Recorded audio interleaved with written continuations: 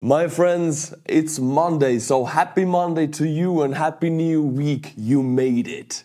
You survived another week. You're gonna have a great week, and to prove that to you, we're gonna watch a Ukrainian Jack Sparrow on the front lines. Worry not, my lads, worry not, my darlings. Jack Sparrow is here. Okay, the Russians are screwed. I mean, look at against this.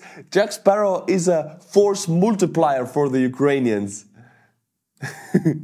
My friends, I want to show you another video. SBU Alpha Group, which is the best special forces unit and the top secret special forces unit in Ukraine, released another compilation of their drone strikes. And they use these very effective kamikaze drones, and they have one of the highest kill ratios of the Ukrainian special forces. And it's a compilation of videos taking down infantry and equipment and vehicles. But you can see what is written down here. Artur's army, yes, because they are flying the drones that you guys bought and I delivered in November. And of course, these are old videos. They released them for OPSEC reasons. They released them quite a bit later. And as you can see, drone that you guys bought, they are hunting down the occupiers, liberating Ukrainian territory one vehicle at a time. So, if I say you are making a difference, I truly mean it, and I have videos to prove it. Something huge happened over the weekend. 2 Russian planes were shot down, and these are not just Su-25s that we hear every now and then being shot down. Nobody really talks that much about them. No, this time these are the rarest planes that Russian Air Force has. One of the most important ones and one of the rarest ones, and also one of the most expensive ones. We're talking, of course, about the A-50 radar plane or the Russian AWAC. Now, Russia has about 4 or 5 of them operational. Only about 40 of them were made throughout the Soviet Union, and right now about 4 to 5 are operational. So taking down one is a huge blow. But I'll read you the report. Last night, Russia lost with high certainty a Beriev A-50 airborne early warning and control plane over the Sea of Azov. Russian channels focused in aviation confirmed the loss.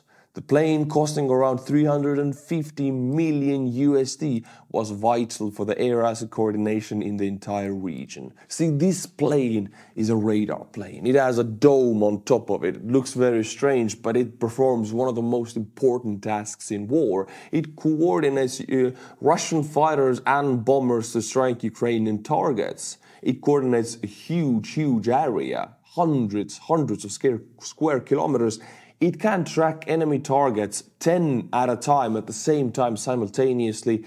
The speed is 1,000 kilometers per hour and range is 7,500 kilometers. It is insanely expensive, as you heard, 350 million USD, and Russia as of now is not producing at all these planes. They're trying to modernize the old ones, but they're not making new ones since it is filled with equipment and tech which Russia cannot get their hands on. Russian missile attacks and Russian glide bomb attacks against Ukrainian targets are possible thanks to this plane, which now has been destroyed. And as I mentioned, Russia has about 4 to 5 of them operational, meaning that for every 1,500 kilometers of Russian border, there's one of these planes. So there are a few of them in Asia, I guess, and 1 to 2 in the European front. Well, one of them was taken out. Of course, this war for Russia needs one of these A-50s. So they have to take one from the Far East and deploy it into Ukrainian areas again. But this leaves the Far East skies uncovered with radars like that. They don't have these AWACS left and right to be spared everywhere. If they bring a new A-50, that means some other area will lose huge capabilities. In addition, a Russian Ilyushin 22M, it says 20, but it's actually 22M, was also hit in the area and signaled a mayday, including the attempt for emergency landing in Anepa, Russia, as well as a request for ambulances. There is no information that the plane arrived at the destination, but even if then, it was certainly severely damaged. I will read you the video. There is a sound recording of the Ilyushin 22M Mayday call. 2014 asked to pass urgent information. 751006. It was hit. Planning landing in Anapa.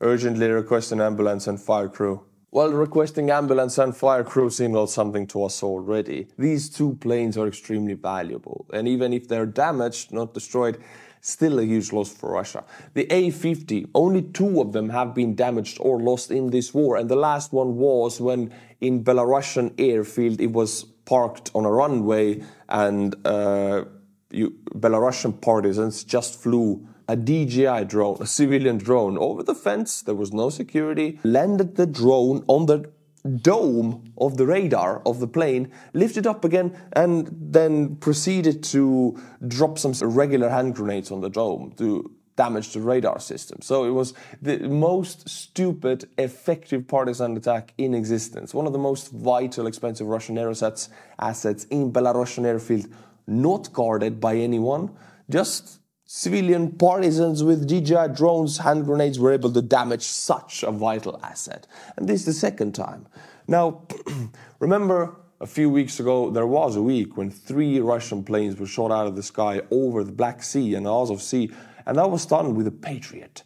And Ukrainian Air Force let us know how they did it. They moved the Patriot into position and they kept an eye on Russian patterns. Russian planes fly in certain patterns. They use glide bombs almost daily. Since nobody has been contesting or shooting them out of the sky for a whole year in the area, they don't know how to suspect anything. So a few weeks ago, the Patriot was moved into position. Then it was a ghost mode, just watching. And then when they decided to attack, they attacked, bam, 3 planes out of the sky with the Patriot. Russians were all like bamboozled, what the hell happened? And then the Patriot pulled out. Now this could be the same thing. The Russian AWAC is always on the Azov Sea, always guiding these missile carriers, these fighter jets, always guiding them to the target. Nobody's been attacking them. Well, now I am guessing this is this ghost Patriot again, switching on the radar system, flying its missiles and then pulling back. Russians losing 2 of their most vital planes. They don't know what hit them and they cannot hit back. My friends, the German Ministry of Defense has outlined the way they see how Russian aggression will start in the Baltic states. My home, Estonia, Latvia, Lithuania, and they're definitely connected to Finland since we're so close, and then also Poland, because Lithuania and Poland are connected with the 80-kilometer wide Suwalki Gap that is cutting Kaliningrad Oblast of Russia and Russian mainland into 2. The main goal of Russia is to take the Suwalki Gap. So, according to the German Ministry of Defense, how does this aggression and this war in the Baltics start? I will read you the whole report. It's very compact. The secret Bundeswehr document, Collective Defense 2025, considers the beginning of the conflict in February 2024. So in 1 month, the conflict should begin, according to the German Ministry of Defense. Let's see how they see how it will begin. Russia is launching another wave of mobilization and conscripting an additional 200,000 people into the army. Well, here I have to stop them right there. If Russia would get right now 200,000 people to the army, they would not be deployed to the Baltics. They will be deployed into Ukraine because they have big issues in Ukraine. If they would have 200,000 extra manpower, that would be a huge problem for Ukrainian armed forces. Then the Kremlin begins a large-scale spring offensive against the background of insufficient support from the west of Ukraine. The Russian offensive will succeed by June of 2024 and push the Ukrainian army back. Again, I do not agree with this. I see the way Russians attack, meat wave tactics and pushing their armor into hellholes, into kill fields, kill boxes, into traps. Doesn't work at all. And they attack like that because they don't have any other capacity to attack any other way. So the only thing they can do is upscale these same kind of attacks. But Ukraine has proven that, yes, they cannot really attack. The summer offensive of 2023 was a failure, but they can defend extremely well. And they're doing that now. So even if extra 200,000 men and extra tanks and infantry fighting vehicles come, but they use the same tactics as they do now, Ukraine is able to defend. And the success, what German Ministry of Defense is promising to the Russian armed forces by June of 2024, in my eyes, it is not a possibility. Russia will provoke aggression against ethnic Russian minorities in Estonia, Latvia, and Lithuania.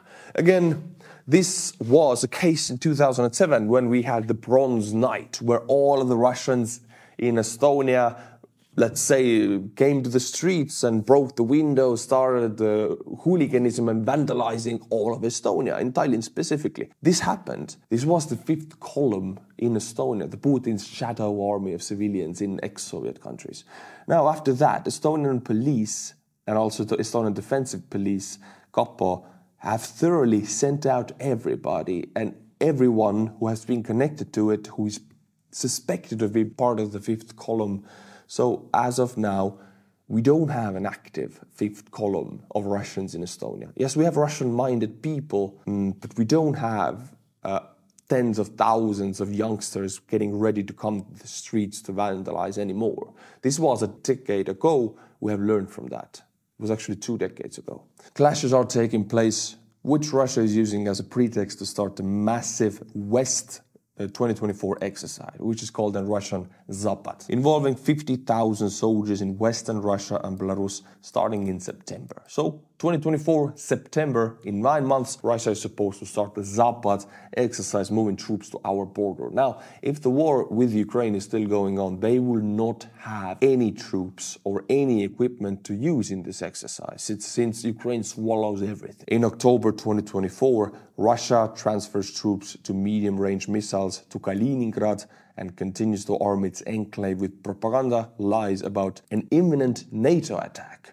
Now again, on this I have to comment that Germany is giving Russia credit as they would have tons of extra assets somewhere hidden away. Every evidence on the front, all of the videos tell us the opposite. Russians would not be using T-64 tanks if they would have T-90 tanks. That's how easy it is. So they cannot use T-90 tanks on the Zapad exercise. They cannot even use them in Ukraine because they don't have them. So to rearm the Kaliningrad Oblast, that means to take away Russian capabilities from Ukraine, meaning to weaken their fronts. Meaning, in my eyes, not possible, unless they upscale their military production by tenfold. The secret goal of the Kremlin, to conquer the Suwalki corridor between Belarus and Kaliningrad. Now this I completely agree with, that is the main goal of Putin. If they take the Suwalki, they take the Baltics. From December 2024, an artificially created border conflict and riots with the numerous murders will take place in the area of the Suwalki corridor, so 1 year from now basically. At the very moment when the USA is paralyzed after the elections, Russia repeats the algorithm of intervention in eastern Ukraine in 2014. On the territory of NATO. And this is the scenario of Bundeswehr exercises. So they say little green men come over the Estonian, Latvian and Lithuanian border. Not under our watch, no. Estonian Ministry of Defense does not have any illusions. If we have Russian men at the border, Zapad exercise, we have our capabilities at the border. We have NATO capabilities at the border. There will be no little green men coming over the border. If they want to come, they will get fired at. They will get destroyed. In January 2025, a special meeting of NATO Council will be held 1 year from now, which Poland and the Baltic states report on the growing threat from Russia. Russia is using propaganda to call black, white, because that's what they do, under the pretext of threatening NATO, is moving additional troops to the Baltics and Belarus, especially in March 2025. Russia is only able to move additional assets into Kaliningrad and the Baltics area if they declare a full-scale mobilization or if they take away capabilities from Ukraine.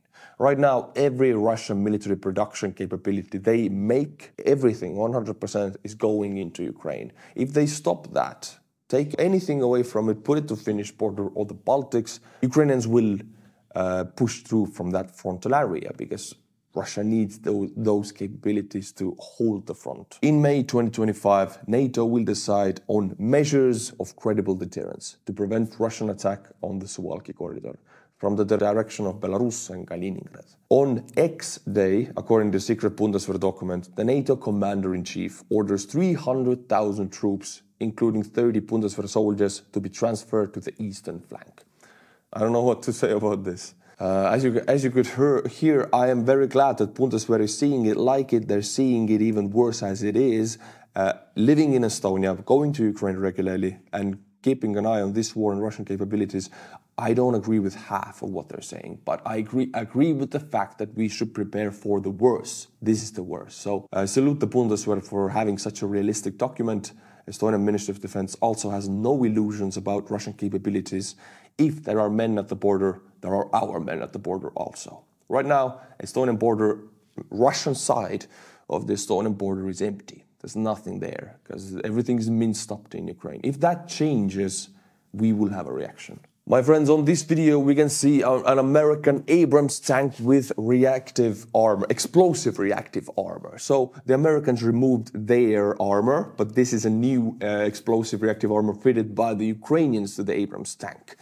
I'm glad to see that Abrams tanks are in Ukraine, but connected to the tanks and armored vehicles, Ukraine in the recent months have not been asking any more armored vehicles or tanks. But they have been asking tons of drones and air assets. This signals a significant change in their offensive capabilities and in their plans for future attacks.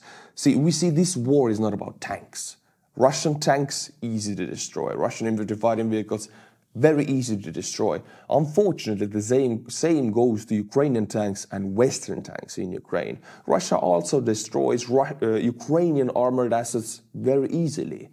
This war is not about tanks. It is about drones. Ukraine knows this. This is why they're not asking for armored vehicles anymore. 2023 counteroffensive showed and proved to us that with tanks and armor you don't win this war. You do with planes and drones. Ukraine is focusing strongly, moving away from armor and moving towards drones for defensive and offensive capabilities. They are asking drones. And if we talk about drones, most of you think about these cheap kamikaze drones. But now I want to bring something new to the table.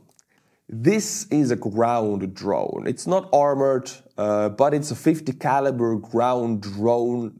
If it will be destroyed, nobody will die. And for Ukraine, manpower is the main thing. Ukrainian drone, as you can see, destroyed Russian armor on this road. Probably it's a heavy kamikaze area, so sending any kind of manpower into the area will be dumb. So they send a drone. And now we can see this is a Russian block post, a defensive post in the area.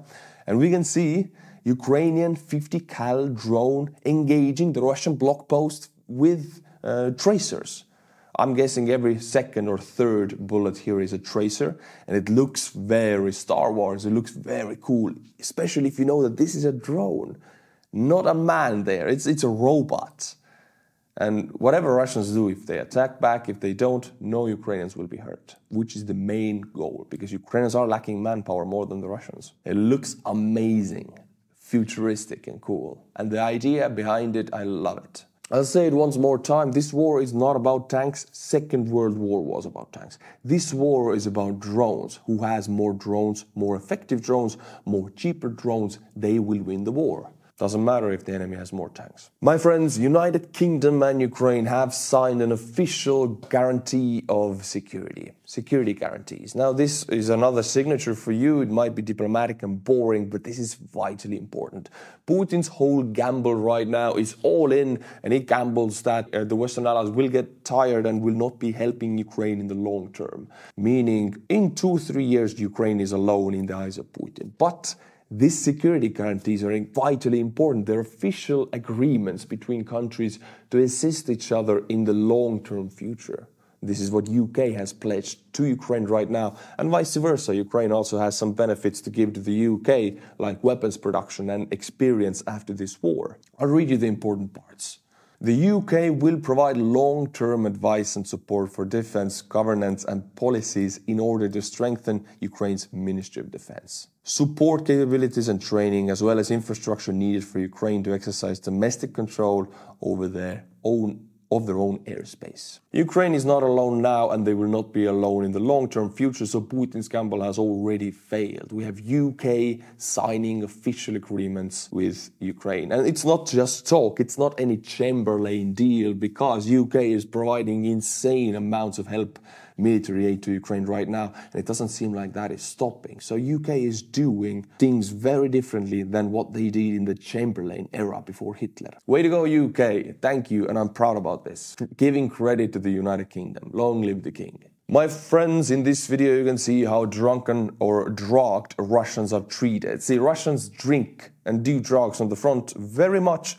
And I do have to say the disclaimer, I'm not here to only give dirt to the Russians. Ukrainian troops also drink a lot. They don't do drugs that much, but they do drink a lot. I've seen it, I've talked to the soldiers, but it doesn't compare to the Russians because they're on the next level with drinking. The amounts they drink are just inhumane. They are able to drink themselves to death in weeks. So what do the Russian army do to the soldiers who are drugged or drunk at the front?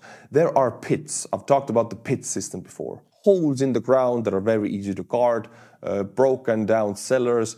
They will put these troops in those holes and in those cellars, dump them in there, they get sober, and then they hold them there for a week or two, and these drunk soldiers have to pay to get out. 1 month's wage usually. So they have this very robust and easy to enforce punishment system on the Russian troops. And here we can see a drunk soldier being put to the pit. My friends, now for 5 or 6 videos I've talked about Moscow freezing or Russia freezing. And maybe for you it gets repetitive, but I wouldn't report on this if it wouldn't be serious. This is insanely serious. This is Moscow residents.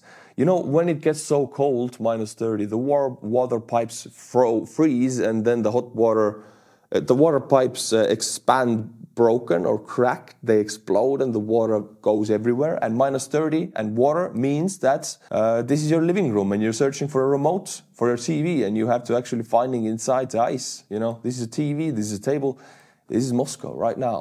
This is no joke. Oh, civilian apartment buildings, it's not connected to the war. Very directly, because these things also happen in Europe. Water pipes bust, they have to be fixed. And they will be fixed because there are men who can fix them. In Russia, these men are on the front. They are sent to the front. The utility companies are seriously lacking manpower to fix such things. And if a comment would be from one of the viewers that it's just some water, it doesn't do much, then water systems are connected also with sewage systems. If something breaks or cracks, that means sewage water. And this is Moscow University. It's a university building in Moscow. And look at this video. It's a ceiling. This is sewage water, or let's call it as it is. It's shit water. And since it's so cold outside, the pipes burst, and now it's feces all over the floor. Russian word for you, Ruski mir. Feces are falling from the ceiling.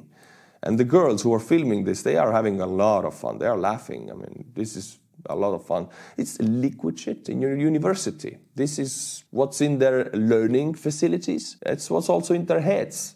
Liquid shit. And the girls are, you know, Ruski mir, right here. As you can see from all of these videos going on the screen, these broken pipes in -30, they result in electrical blackouts. They result in sewage water everywhere. And this will freeze later when it touches the ground. So it's frozen shit all over the buildings. And we're not talking about just some houses. We're talking about tens of thousands of people. If you don't believe me, then this is Yekaterinburg. These are huge Soviet commie blocks or banelkas, however you call them, huge buildings. Look at this. In one of these buildings, 3,000 people live because it's 15 floors and it's like 700 meters wide. And look at this. No electricity because the water pipe burst. There's water everywhere or across the wiring, and there's, you know how it works. Electricity is gone.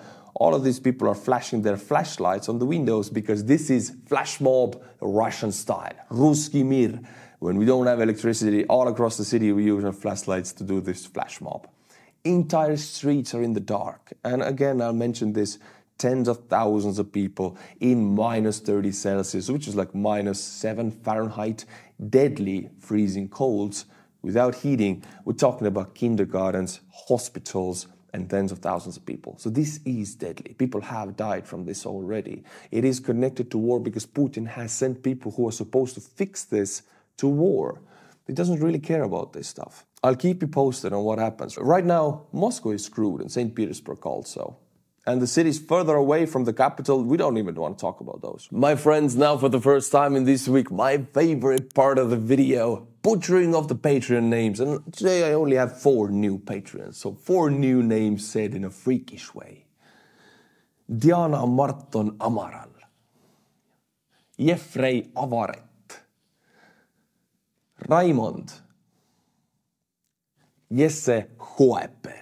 Thank you to these 4 people. If you like my channel, go to the Patreon link in the description below and become a sergeant of the Artur's army.